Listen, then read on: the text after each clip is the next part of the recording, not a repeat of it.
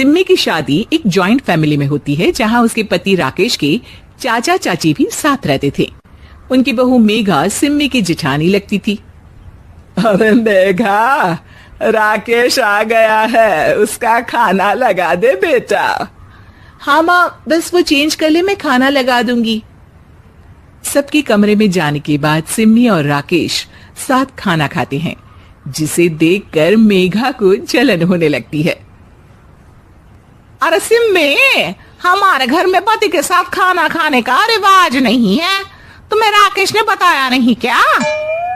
सिम्मी मुस्कुराकर वहां से चली जाती है कि मेघा सिम्मी की सास के पास जाती है। अरे चाची जी, राकेश भैया तो सीधे हैं, कछु नहीं बोलते, कछु नहीं समझते, लेकिन आप तो सयानी है ना। अब देखिए, साथ बैठकर खाती है भैया के, कुछ झूठा मीठा उसका भैया के पेट में चला जाए तो सिम्मी को तो पाप लगेगा ना, पाप। सिम्मी मेघा की बात सुन लेती है, लेकिन कुछ नहीं बोलती। अगले दिन, सिम्मी, मैं मुंबई जा रहा हूँ, तुमको चलना है तो साथ चलो। मेघा राकेश की बात सुनती है और सीधे सिम्मी की सास के पास जाती है। अरे चाची, अरे चाची। अरे मेघा, क्या हो गया? बहुत परेशान लग रही है, सब ठीक तो है ना?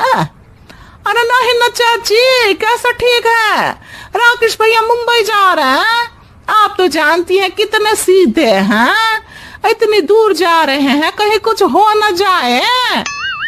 अरे नहीं नहीं, मैं नहीं जाने दूंगी उसे। अरे सिम्मी, पता चला है कि राकेश मुंबई जा रहा है। ना बेटा ना, वो नहीं जा सकता। अरे माँ, उन्हें ऑफिस के काम से जाना था, लेकिन आपको तो पता है ना, उन्हीं दिनों मेरे मायके में शादी है, तो वो अपनी जगह किसी और को भेज रहे हैं। अच्छा अच्छा, तो फिर ठीक है। सिम्मी समझ जाती है कि मेघा ने सास के कान भरे हैं। वो सास से कहती है, माँ जी, लेकिन हम दोनों कुछ दिनों के लिए मसूरी जा रहे हैं। आप तो जानती हैं कि शादी के बाद हम कहीं नहीं गए। अच्छा अच्छा, ठीक है, जाओ घुमाओ। सास वहां से चली जाती है। सिम्मी अपने कमरे में कपड़े पैक कर रही होती है कि तभी मेघा आ जाती है। अरे गर्मी में सर्दी के कपड़े काहे पैक कर रही हो? सिम्मी को मेघा पर नाराजगी तो होती है, लेकिन फिर भी वो कुछ नहीं बोलती। दरअसल मैं और राकेश हनीमून के लिए मसूरी जा रहे हैं ना। का हनीमून? हाँ हाँ, हनीमून। क्यों? हनीमून के लिए तो पति पत्नी ही जाते हैं ना, तो मैं और राकेश जा रहे हैं। मेघा भागकर सिम्मी की सास के पास जाती है। अरे चाची, सच में तुम लोगों जितना सीधा परिवार तो मैंने देखा ही नहीं है। अरे अकेले भेजोगे दोनों को? मैं और सुरेश तो कभी अकेले नहीं गए। हाँ भाई, हम तो परिवार में ही अच्छे, बड़ों के बीच, ऊपर से खर्चे है भगवान। अरे चाची, पहाड़ी इलाका है, कुछ हो गया तो? सास सीधी सिम्मी को बुलाती है, लेकिन सिम्मी तो वहीं सास के कमरे के बाहर ही खड़ी थी। बस मेघा दीदी, आपसे यही उम्मीद थी। अरे बड़ी हूँ, घर के कायदे कानून तो मैं ही बताऊंगी ना। अरे तो अपने घर में रखिए ना सारे कायदे कानून। आपकी सास खुद खाना बनाती है, क्योंकि आप यहाँ आकर मेरी सास के कान भरती हैं। आपका पति हमेशा खुद खाना लेकर खाते हैं, क्योंकि आप मेरे घर में ये देखने के लिए बैठी रहती हैं कि मैंने और राकेश ने साथ खाना खाया तो खाया कैसे।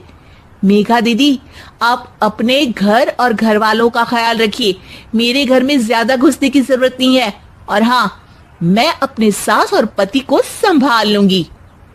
मेघा चिल्लाती हुई वहां से चली जाती है, जिसकी आवाज सुनकर राकेश वहां आ जाता है।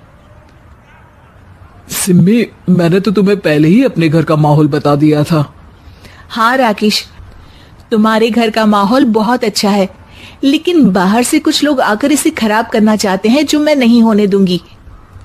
सास सिम्मी की बात सुनकर कमरे में चली जाती है। सिमी और राकेश घूमने जाते हैं और जब वापस आते हैं तो दरवाजे में मेघा और उसके पति खड़े होते हैं, वो भी सामान लेकर। अब छोटे मर्यादा तोड़कर घूम रहे हैं तो हम काहे नहीं। अरे भाभी, तो आपको किसने मना किया है? वैसे भी 4 दिन की जिंदगी है, दूसरों के घर में ताक झाक करके बिताने से अच्छा हो मौज करके ही बिताओ।